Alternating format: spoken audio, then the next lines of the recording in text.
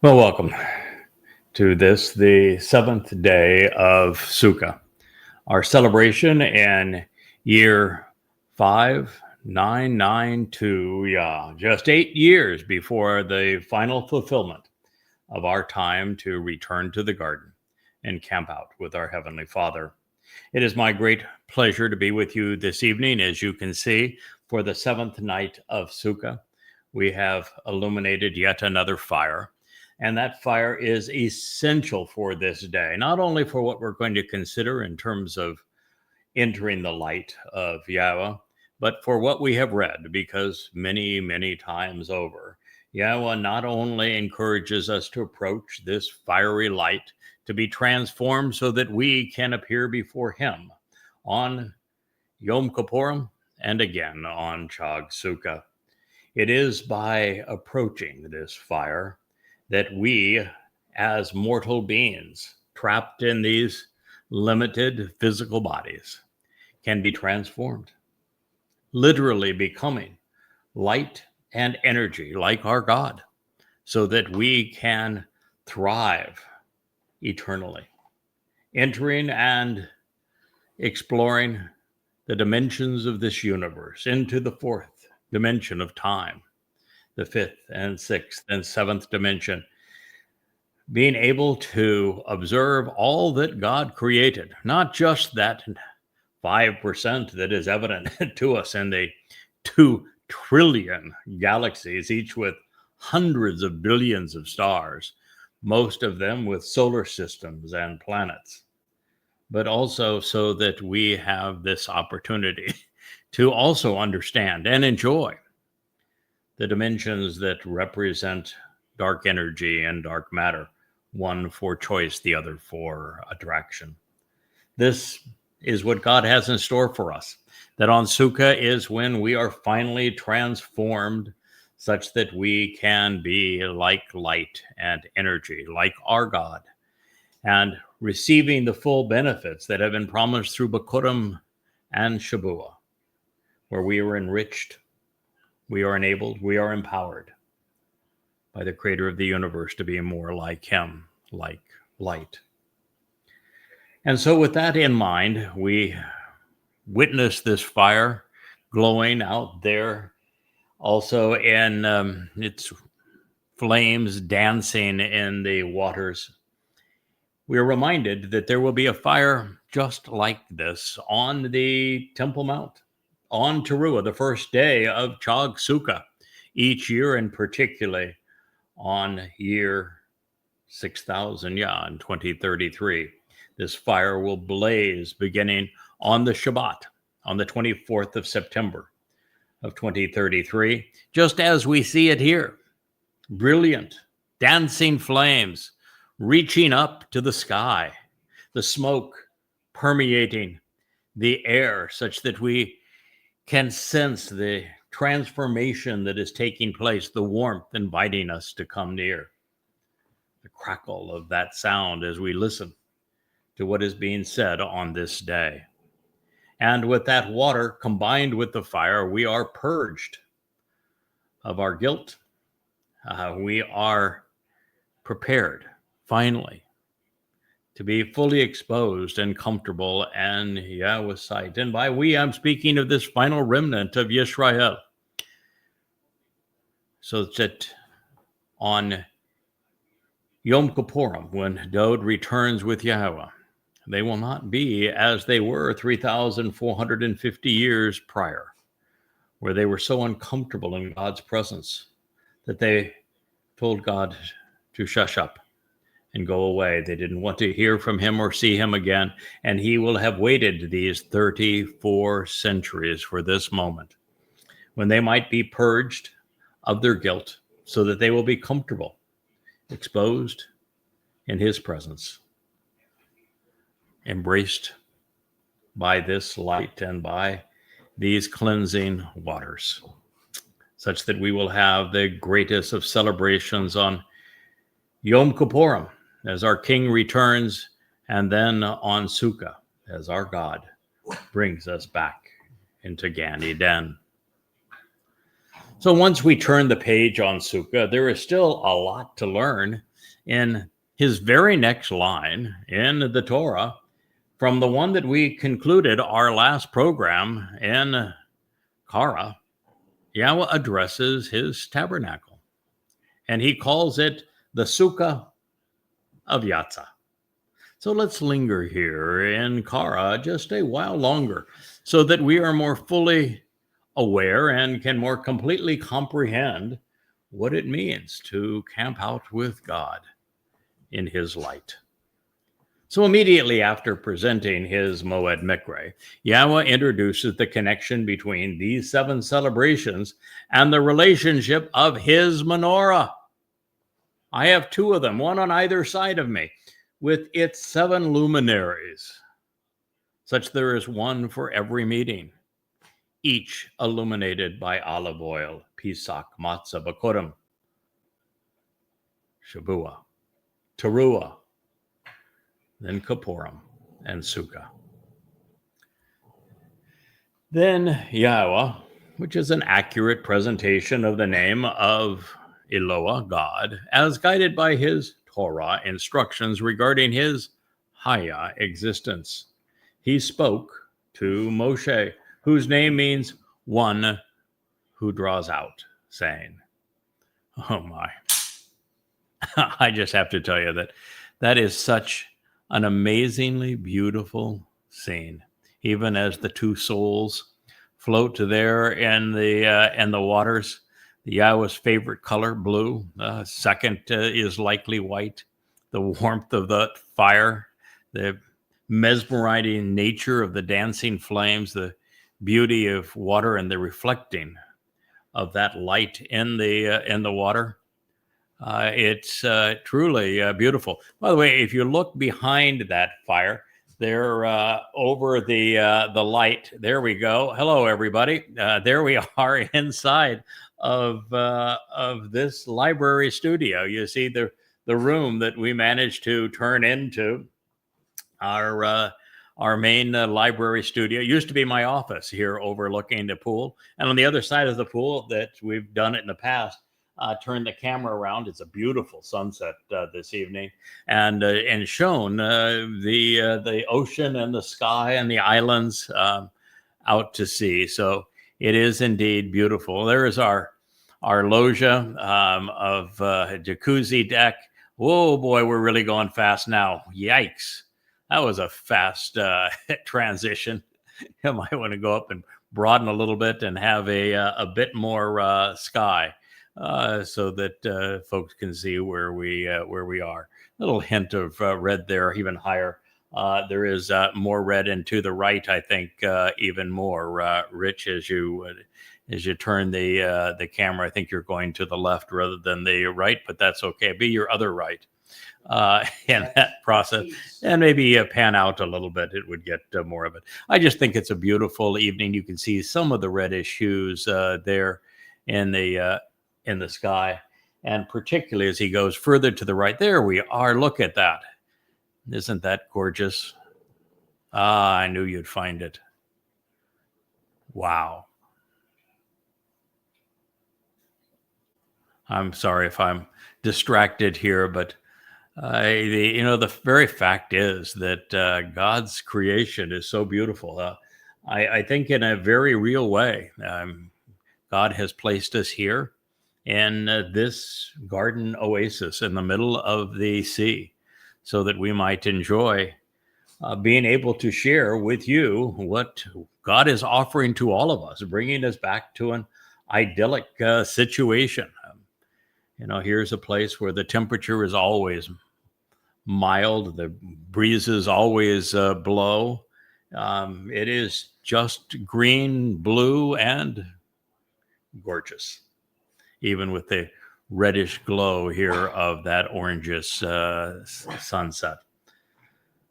Thank you, Yah, for another wonderful evening. And this is God's way of saying, you're not the only one that can have a fire. I can build one in the sky and illuminate it in the celebration of Sukah, and silhouette it with palm fronds and place it above the sea in a garden oasis.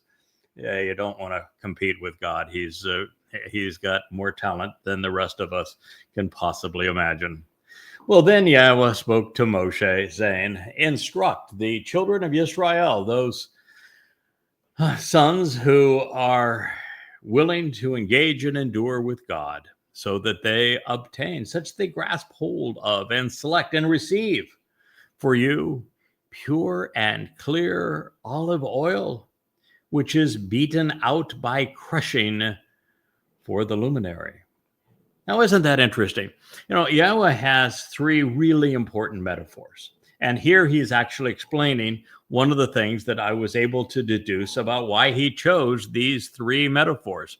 They are olives, which when crushed create olive oil, which is pure and clear and produces beautiful light, the ultimate luminary for the ancient world. And then you have grapes, when crushed, can create wine, which is the most, I think, elegant and satisfying, purely delicious of drinks, and so symbolic of Yah's relationship with us. And of course, there is grain, again, where the kernels must be crushed into flour and then baked as bread. Three things, with the kernels symbolizing saved souls, and the grapes symbolizing what it is like to be grafted onto the vine that is Yisrael, and what it is that we should appreciate of Dod's great sacrifice for us on Passover, and how it is the blood of that lamb, Dod, that gives us life. And of course, here, olives, which, beaten out by crushing, produce the pure and clearest oil. You probably already know, but you know what extra virgin olive oil means? That doesn't mean the olives have never been on a date. No, it's or that a date has never cohabitated with an olive, because that would be interspecies now, wouldn't it? That would be contrary to Yahweh's instructions. No, what extra virgin olive oil means is that olive oil came from the initial press, the first press of the olives, and one, if it's extra virgin, that is not too rough on the olive. So you get the best possible, purest oil out of the fruit, is an extra virgin olive oil. So instruct the children of Israel, so they obtain for you pure and clear olive oil, which is beaten out by crushing for the luminary, Yahowah𐤄𐤅, for the source of light. From Ma, to ponder the implications of or, light which shines brightly, illuminating and enlightening. And for what purpose? We've shared this before. What is the symbol? What is the purpose of that fire that is roaring out there? It is to lift us up so that we could be continuous and enduring, and to serve as a lamp to lighten our nights so that they along our days. It's such a spectacular metaphor, and it's all conveyed here in Korah, called out, should never have been called Leviticus 24, 1 and 2. So this is Yahweh's version of literally the eternal flame. But there is more to the metaphor than pure, clean, and clear, even flawless olive oil, being the symbol of the set-apart spirit and of light representing Yahweh. There is more to the lamp than the idea of providing guidance and enlightenment. There is more to Yahweh's tangible metaphor than continuous and enduring, because God will advance the story of this luminary and define its purpose by telling us where it goes and how it is to be constructive. But beyond all of this, never lose sight of the fact that fire elongates our days, consistent with living forever. It enlightens us so that we can see, consistent with being observant. And it is transformative. taking us out of these mortal, limited physical bodies so that we can be enriched and empowered and enabled more completely as light and as energy. So olives, like grapes and grain, as I have mentioned, must be crushed to be useful. Likewise, so are the challenges we overcome in life that forge our character. And as the case with Sukah, it is not until after enduring the crushing hardships of the time of Jacob's troubles that Israel finally becomes salvageable.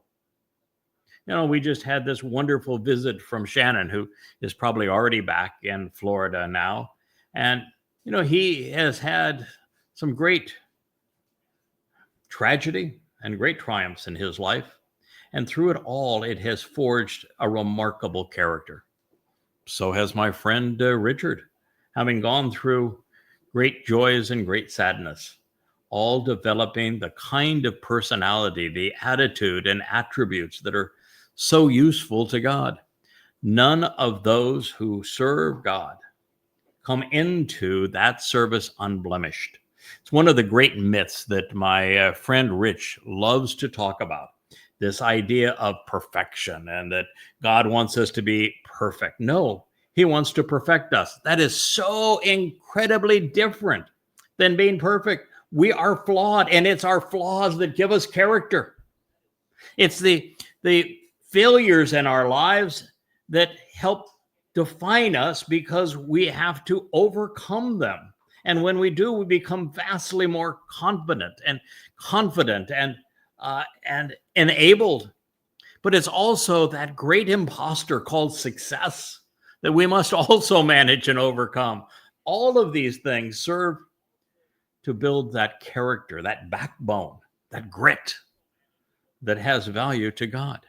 And so it isn't being perfect that God is interested in. It's this process of being perfected, of becoming more than we would have been if not for overcoming our challenges and our successes, such that we become ever more useful, ever more productive, ever more valuable, always learning, coming to understand more and more as we go. You know, that's one of the things that I've just so much enjoyed over this last year. And those of you who have been with me for 10, 15, 20 years, some even longer than that, you know that our growth has been incremental.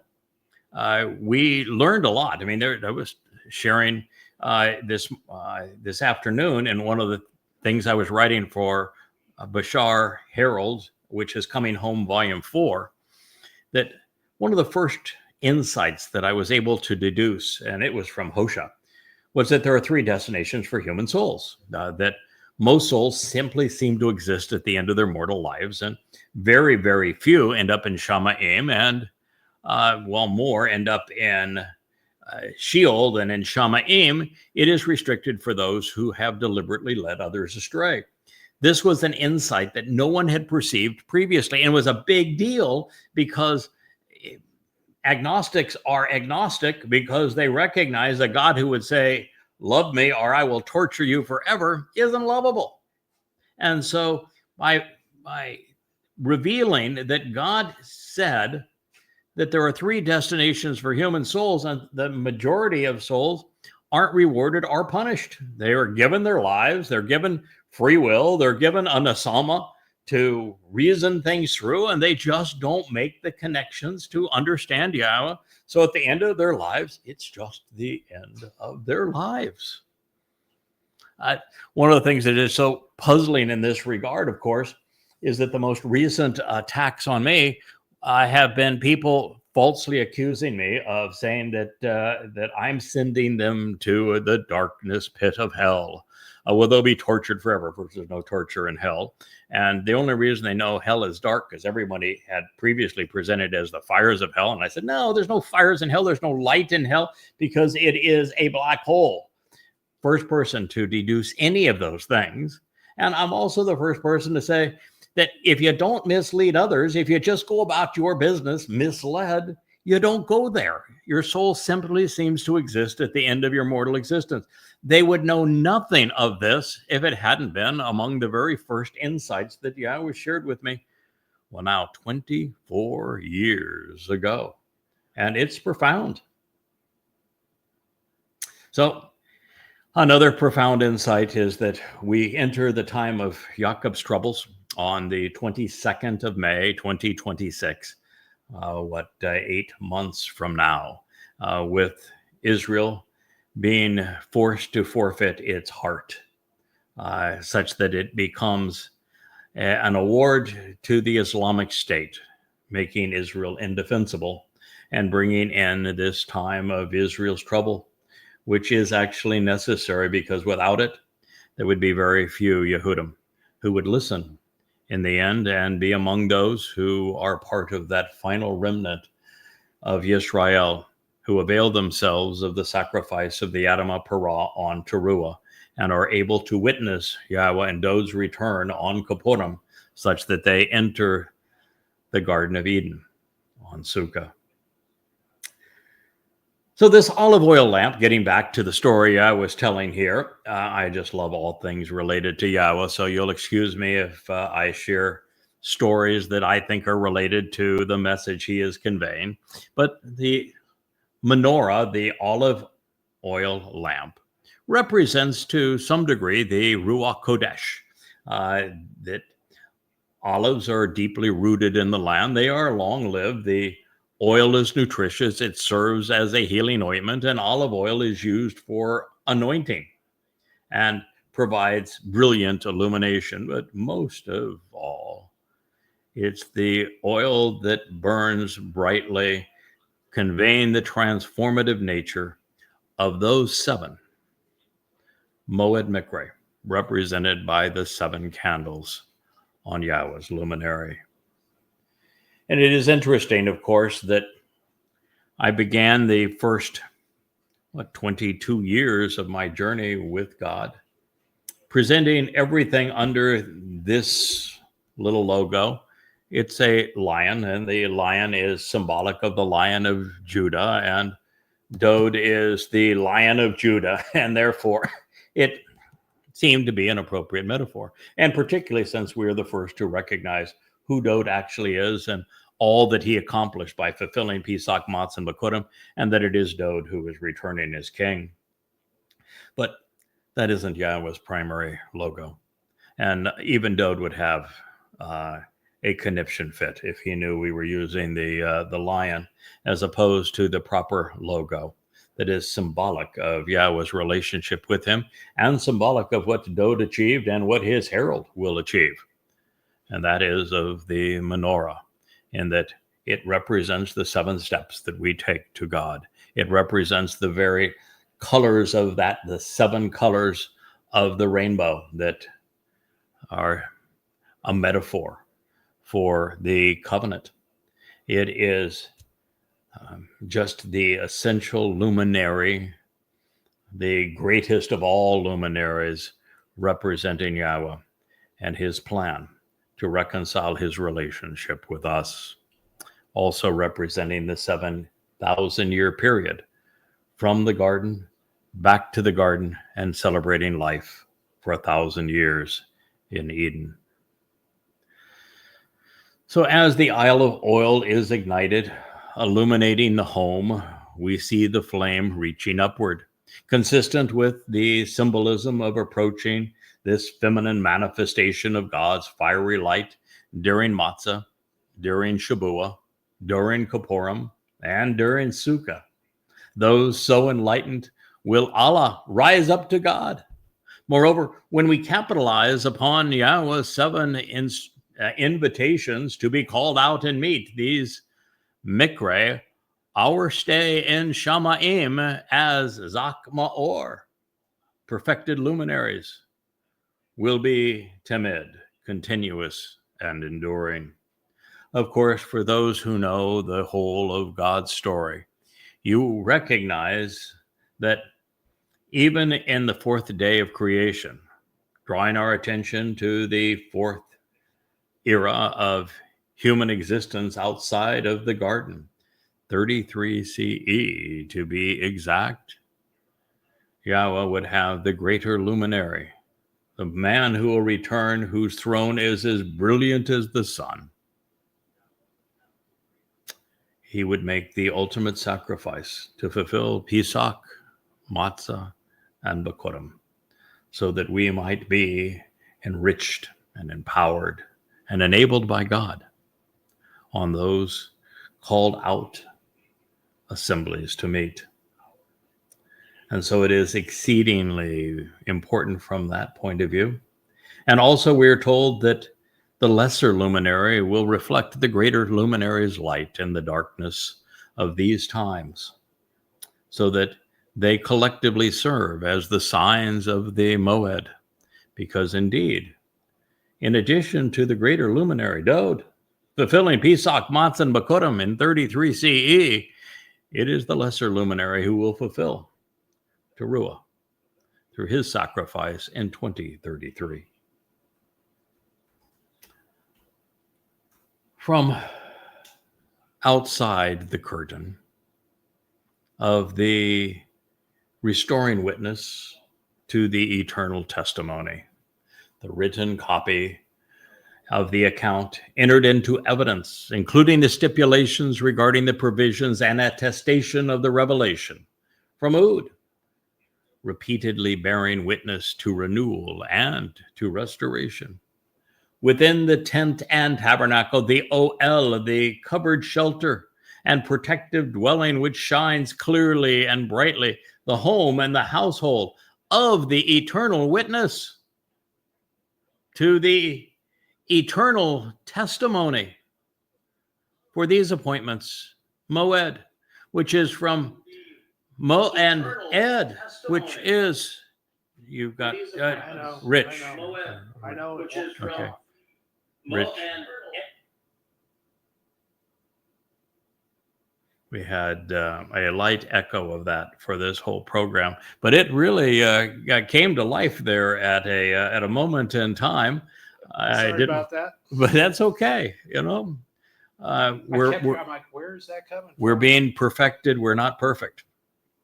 It is a process. We do live streams. We do not rehearse. We do not polish this program. You probably can tell that just by the quality of it. We're a well-oiled machine. We are a well olive-oiled machine. It is true that in this case that Mow'ed means to ponder the implications of the restoring witness to the eternal testimony regarding these appointments. It's a marvelous word, is it not? So it is the tent of the restoring witness to the eternal testimony. When God is responsible for naming rights, he's really, really good at it. And he does say at that point, Aaron, which is an enlightened expression of free will, as an alternative, the bringer of light and choice from R, presenting a desirable option under the auspices of free will as an alternative and own pertaining to enlightenment, which is transliterated Aaron, the brother of Moshe and Eloah, although he was an exceedingly troubled soul. It's kind of interesting, of course, that I think we're going to need to put another log, my friend, on that fire. Otherwise, it's going to die down before we get finished with this show. But it was God's choice was Moshe. He knew that Moshe had the experience, understanding the political and religious systems and the caste systems of Mitzrayim and the plight of the Hebrews there, and that he had the character to stand up for the oppressed people. And he had the wisdom to leave all that behind and reject it, walking away from it, making him the perfect candidate to serve alongside Yahweh, to unslave and liberate his people. But Moshe was reluctant. He said he didn't speak very clearly. I didn't try that same technique. I'm sure it would have worked for me about as well as it worked for Moshe, because Yahweh snapped right back and said, "Hey, Moshe, come on. Who do you think designed the mouth?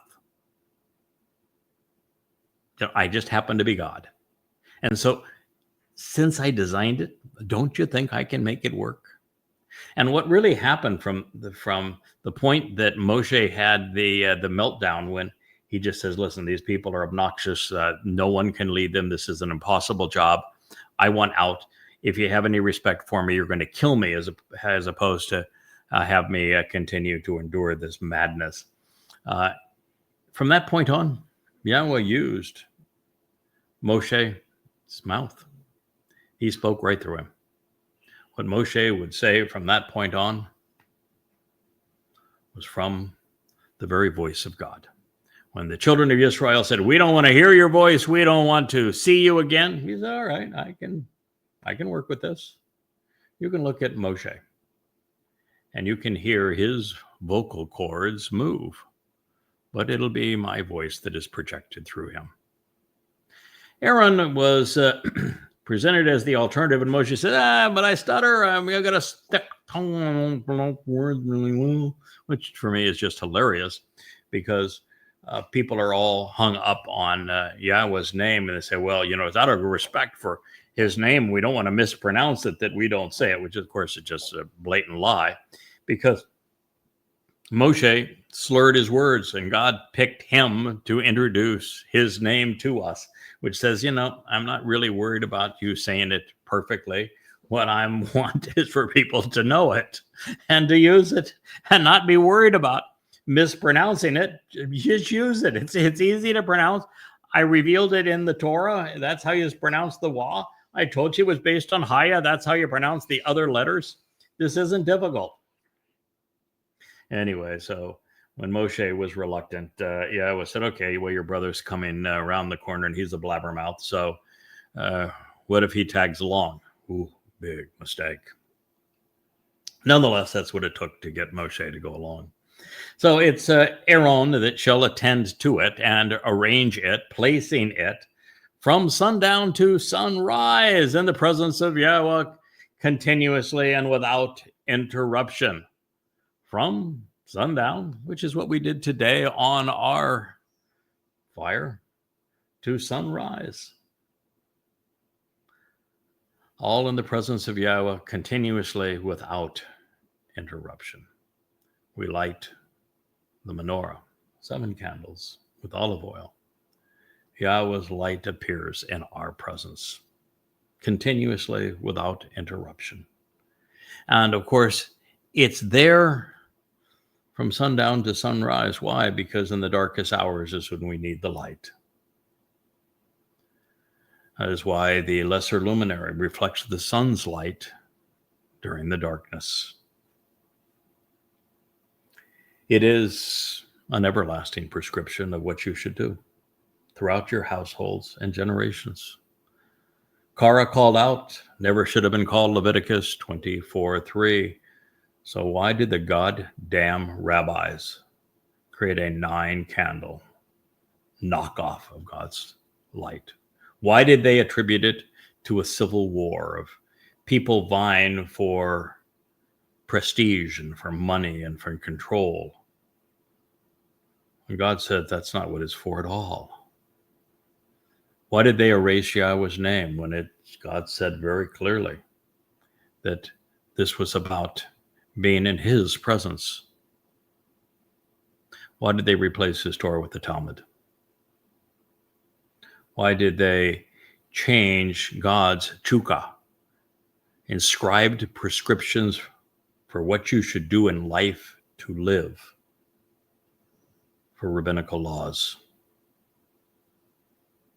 Why did they do those things?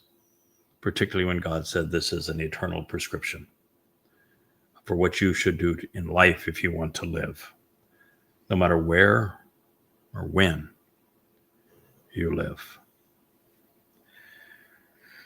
So we have made the connection between the menorah and the Mow'ed, while considering the role of the 2 olive trees on either side of Yahweh's luminary as they were introduced in the 4th chapter of Zechariah. I've done Yahweh blogs on it, and I have written extensively about those 2 olive trees as the 2 witnesses, as Yada and Elia, and of them being on either side of the menorah,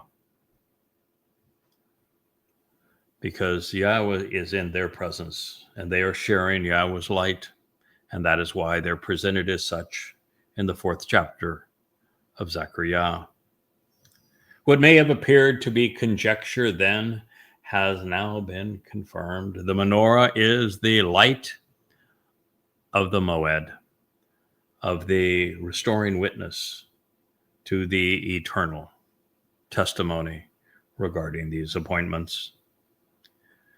While we are not explicitly told, the reasoned conclusion is that the spring Miqra, Pesach, Matzah, and Bikurim lead to Gebuwrah, and the 3 fall Miqra follow to Ruwach, Kippurim, and Sukah, flowing out of it. This would place Gebuwrah in the middle, representing the center light, which is appropriate since it is the day set apart, and that the standing grain is enlightened, enriched, and empowered as they rise up to God.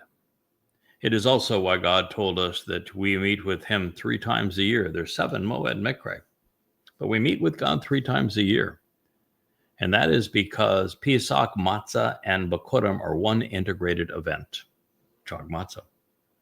And Teruah, Kippurim, and Sukah are also one comprehensive celebration of our relationship with God, called Chag Sukah, with the harvest of Gebuwrah set between them. So at this point, Aaron had been a bad boy, so he would be restricted to the other side of the veil. He would need a special dispensation, I would say, to approach the Ark of the Covenant. God did not take kindly to the golden calf affair. Nevertheless, Aaron is representative of enlightened free will. Moreover, he is presented as the alternative to Moshe. And in the beginning, he was asked to speak whenever Moshe was tongue-tied. In the end, his role was that of a priest, such that his name reveals that he is the bringer of light and choice that will ultimately be afforded to Dowd. The Oel is a Sukah of sorts.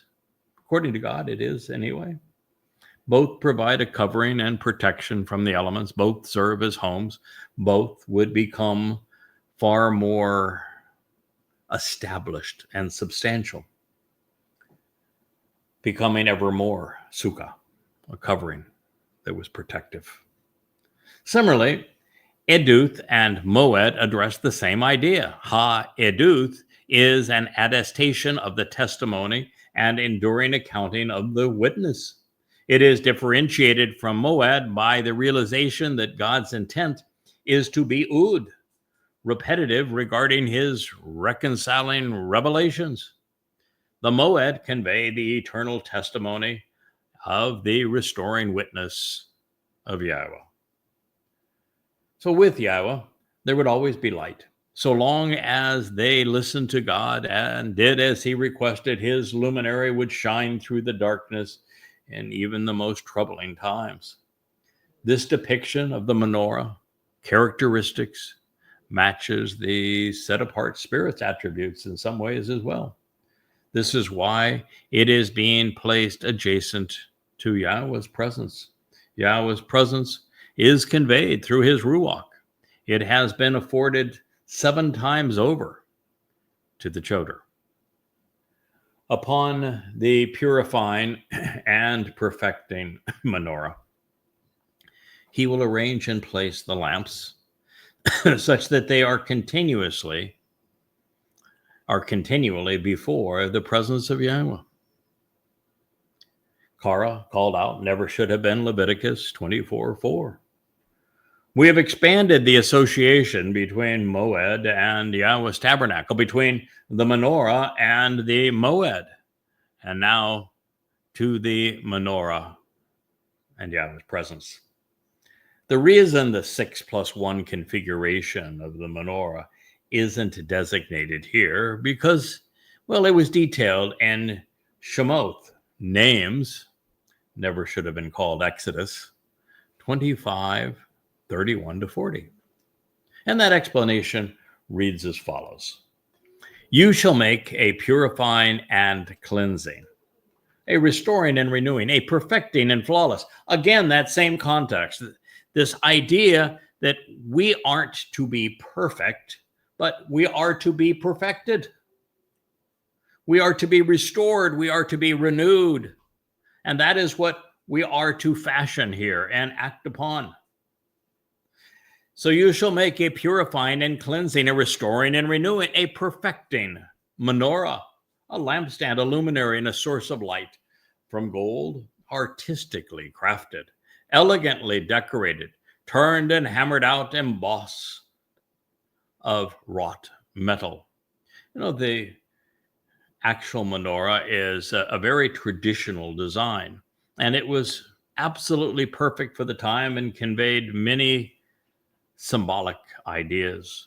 And that was why it was such an interesting discussion with Yahweh back in December of last year, when he made it clear that he wanted to be represented by the menorah.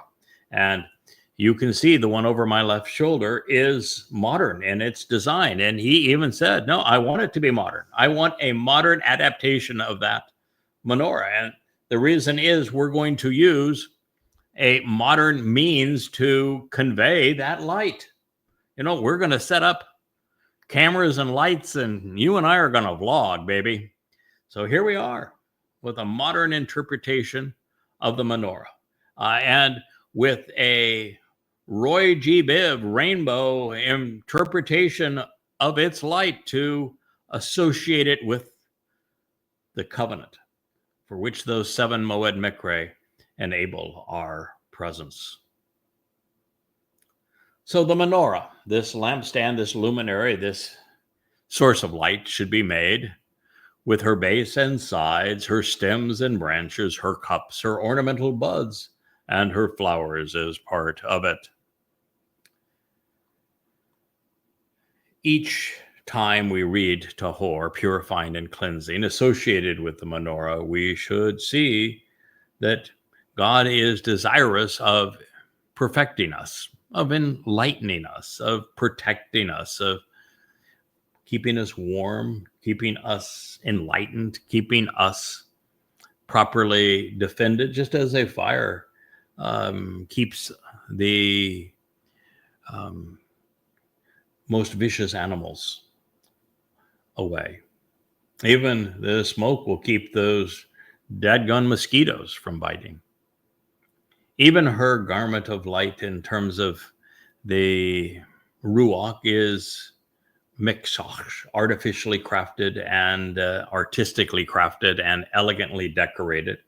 And I will tell you that, you know, my interest in the garment of light, which comes from Yahshua, single mention, and the association with the Ruwach, was actually designed to resolve a problem that Dode fixed quite nicely. And that is, how does God perfect us? It's obvious that God tells us to walk to him so that he can perfect us. And we walk to God through the Mow'ed Miqra, and that it would be the second of the 3 spring Miqra that would be responsible for accomplishing this. And so that our souls are unyeasted of religious and political corruption on matzah. And until I recognized that Dode had volunteered to serve as the Passover lamb and to have his soul carry our guilt into Sheol, you're naturally looking for, how does God go about hiding and covering and obliterating our guilt so that we appear perfected?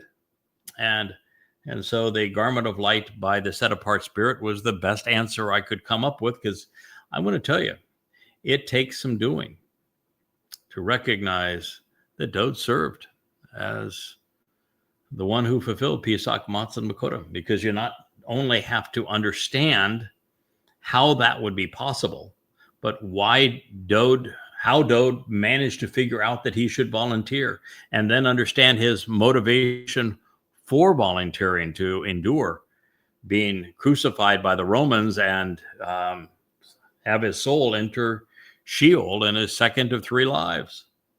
And then you'd have to have an appreciation as to why God approved it and accepted his son in this role. And we have gone through all of that previously and how it was revealed to us. And I've walked you through how all of those things happened. And then you read Dode's first-person testimony of precisely how he fulfilled yah𐤄𤅅𤄄𐤉 1,000 years before he endured it. And then we've read his testimony in 555 BCE in Babel when he arrived as Gabriel, which is God's most capable and courageous man, and told us the exact day that he would fulfill yah𐤄𤅅 in 33 CE, which is year 4000 Yah. And so all the way through, we have come to know that Dode did these things, meaning that the Spirit plays a role, but the Spirit's role is really secondary to what Dode achieved, in the sense that the Spirit protected Dode's nephesh soul as he carried our guilt into Sheol to deposit it there and never to be seen again, and then helped release Dode's soul from Sheol unharmed so that he could return to his Father. So the Ruwach is a tool that Yahweh uses in this regard. And it is also the tool that Yahweh has dispatched 7 times over to enable the Choder to be able to ascertain these insights and then to share them with you. So menorah, which is also a feminine noun, is a representation of menor, luminary. This association is also interesting as well. Now, further, when we are allowed to enter this transformative state, we become members of the covenant. We branch out, we bud, we blossom, we grow. Consistent with this message, parak, translated as flowers, also means to rise up and fly. It is from perkach, meaning a gathering of offspring with a common nature. Our Father is speaking of his family, being able to fly like spiritual beings. Vocalized as parak, it means to sprout, to flourish, and to bear fruit, and especially to grow. In our eternal nature, we are gaining dimensions and energy, becoming ever more like God. So yes, the 7 luminaries on the menorah represent Pesach, Matzah, and Bikurim, Shabu in the middle, and then on the other side, Teruah, Kippurim, and Sukah. And indeed, the 7 lamps serve as the sign of the covenant, with a light for each of the 7 colors of the rainbow: red, orange, yellow, green, blue, indigo, and violet. However, since the menorah also represents these Mow'ed Miqra, we are reminded that it is the 7 spirits of Yahweh who have provided his Choder, the secondary branch, the sucker and stem, with the ability to understand these things for the first time ever, and then share them with you. The 7 spirits of Yahweh, represented by the 7 luminaries on that menorah, are the Ruwach of Yahweh in the center, orchestrating and illuminating the relationship, making the Choder the voice, the kol voice of Yahweh, the very peh, mouth of God at this time, serving as his Nakri, observant foreigner. He has the Ruwach of Chokmah, of mental aptitude, of intelligence, because he would have to ascertain from the Torah and prophets thousands of insights never previously deduced, and then share them in a way that others would come to understand, appreciate, and grow from them. The Ruwach of Binah, my favorite, which I think is becoming a favorite of many. That's understanding. Knowing is great. Very few people actually know, but understanding is infinitely superior. It is from Bien, which speaks of making the connections between the things we have come to know so that we can comprehend their relationship. 4 is the Ruwach of Etzah. It's of being able to offer advice after being able to perceive the entire picture from beginning to end, to frame the portrait that God has painted, and to show us his story as we live in Eden to the time we return to Eden. It is the one thing I think that has distinguished this Yahowah series more than anything, is it takes you from beginning to end and reveals everything you need to know about forming a relationship with God.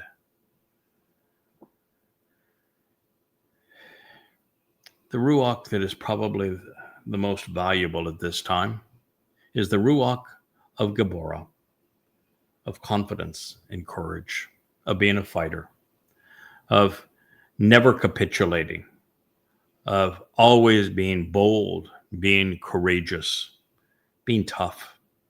Because this is a tough job. No one has succeeded previously in bringing God's people to him, in being able to draw Israelites to Yahweh. Moshe tried and gave up. The Israelites were too tough an audience. Dowd, the greatest of us, tried and finally capitulated at the end when his own son led a rebellion against him, just as Moshe's brother and sister led one against him. And so to do this job, one has to be a fighter, a battler, tough, courageous, and confident. The Ruwach of Gebuwrah. And then there, of course, is the Ruwach of Dayath. Without knowing, there is no understanding. But the reason this is at the end is because the purpose of the choter is to be a stem off that fallen stump, not only that represents Israel, but long before Israel would exist, that represents the tree of the knowledge of good and evil. Because without that knowledge, there is no return to the tree of lives. And so he is the Ruwach of Dayath, of knowledge. And he is the Ruwach of Yirah, of great appreciation for all that Yahweh holds dear. I am routinely advised, don't do this, don't do that, don't do the other thing. You're wrong about this, you're wrong about that. And my response is always the same. For 24 years, I have studied, translated, and made the connections to understand the words of Yahweh. I know his teaching. I know his example. And in every situation, I try to learn from what he said. And on almost every occasion, more so now than ever before, he has a prophetic example of exactly what we're enduring. And he has established the example we should follow. And so I tell everyone I appreciate the advice, but I can never go wrong if I learn from Yahweh and follow his example. I appreciate him doing this for us. I appreciate him. I appreciate the opportunity to serve. And I love this opportunity to reintroduce Dowd as our Savior while reacquainting Yisrael with Yahweh's name.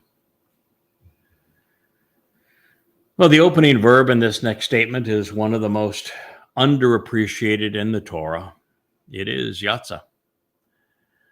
It means to be removed or withdrawn, to come out and to leave, to be brought out and to come forth. It's the operative term of what's called the Exodus because of the influence of the Greek language in Christianity. It is likewise essential to the Mow'ed, Miqra, because we are being withdrawn from the world of men to enter the realm of God. It is part of the Berith because we are cut into this covenant. And long ago, God led his people out of Mitzrayim, the religious and political cauldrons of oppression. And now he is calling them out of Babel, which is the confusing and confounding intermixing of truth and lies, of religion and politics before leading his people home. And 6 branches shall come out from her sides, 3 stems of the menorah from one of her sides, and 3 branches of the menorah from the other side. Shemot names should never have been called Exodus. 25:32. 6 is the number of man, who was created on the 6th day as a carbon-based life form with the atomic number of 6. And there would be 6 branches representing 3 sets, or 2 sets of 3. Pesach, Matzah, and Bikurim. Teruah, Kapurim, and Sukah. 3 stems of the menorah from one of her sides, and 3 branches of the menorah from the other side. So when it comes to his pattern of 6 plus 1, God is consistent. Everything meaningful is based on it. It is the key that unlocks the secrets otherwise hidden in Yahweh's plan of reconciliation and his redemptive timeline, so that we know exactly where we are on it, just 8 years prior to his return with our Messiah and King, his beloved Son, our Savior, Dod.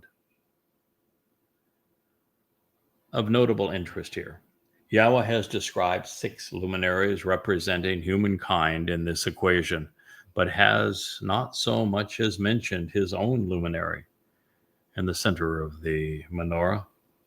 This perspective is one of many ways Yahweh is distinguished from the plethora of gods that men have made that are always calling attention to themselves. You see, Yahweh long ago decided that he would work through people and he would credit those who serve with him. There are 3 cups in the shape of almond flowers with each branch.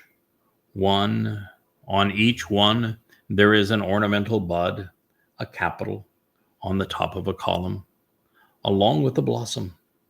Then there are 3 cups in the shape of almond flowers for each branch. On one, there is an ornamental bud, a capital, on the top of the column, along with a blossom. Therefore, 6 branches shall come out from the menorah. Shemot names should not have been Exodus 25:33. The almond is the first tree to flower in Israel each spring, heralding the approach of the new year. The blossom is pure white, symbolic of the menorah's light. The protective calyxes around the unopened buds are often red, symbolic of Passover. An almond is not actually a nut, but rather a drupe. But unlike its cousins, the peach, the plum, and cherry, we actually eat the seed. Also, since most varieties are incompatible and cannot pollinate themselves, at least 2 trees are needed if they are to bear fruit, as in the case with a relationship, as is the case with the spring and the fall Miqra, as is the case with the greater and lesser luminary,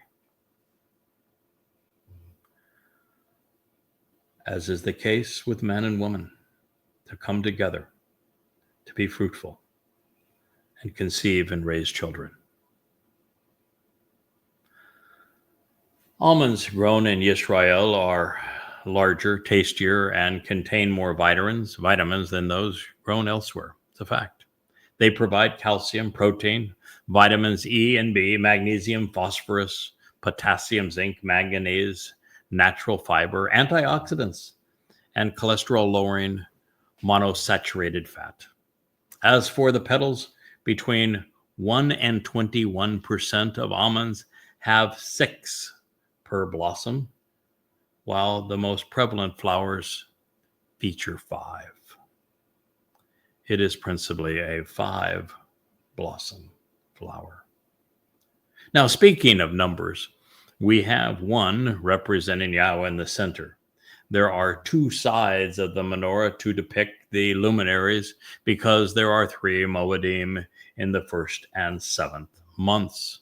There are 6 subordinate lights representing the number of man. And then, of course, the menorah is comprised of 7 overall lamps, which are symbolic of the Mow'ed and of Yahweh's overall plan and timeline. The only relevant number not yet mentioned is 4. It serves as the primary interval of time between the Torah's most relevant events. Therefore, and this will be our conclusion to this program this evening as we enjoy the warm autumn breezes here in these Virgin Islands and feel the warmth and the glow of that fire. And on the menorah, there shall be 4 cups in the shape of almond flowers, an ornamental bud, along with a blossom. Shemoth names should never have been Exodus 25:34. Should you be wondering why Yahweh is providing this itemization of the Gebuwrah cups, these containers housing enlightening olive oil, which provide direction for our lives? The answer is that there are 22 of them. When you put it all together, there are 22. Does that number ring a bell with you, Rich? 22.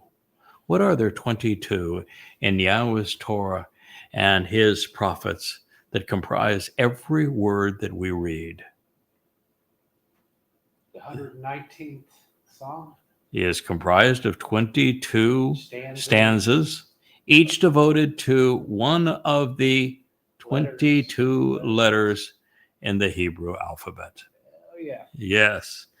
Hebrew alphabet has 5, the number of petals on the flower, the almond flower, 5 vowels, open mouth sounds, and 17 consonants for a total of 25 letters.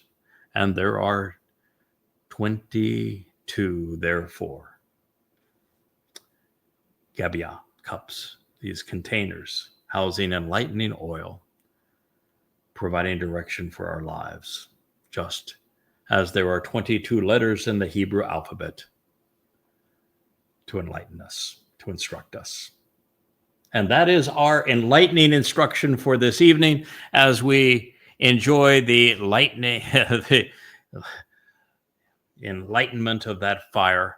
And I even think we have outside Miss Leah and Miss Cara. And so we are off to enjoy the fire. Hello there, sweetheart. You too, Cara. How are you? She woke up from her nap. Okay. Well, folks, we're going to let the camera continue to roll on that fire. We're just going to go outside and enjoy the evening. Cara, you're perfectly named for what we're going to do the 7th evening. Yeah. In fact, because the sun has now set, guess what we're enjoying? The eighth day of Sukah has just begun. Thank you. Cara says, hello, everybody. Yeah, I want to do the show. I'm ready. Put me in, coach. Thank you. Have a good evening. Hi, buddy. Hi, baby. She's looking for her mama.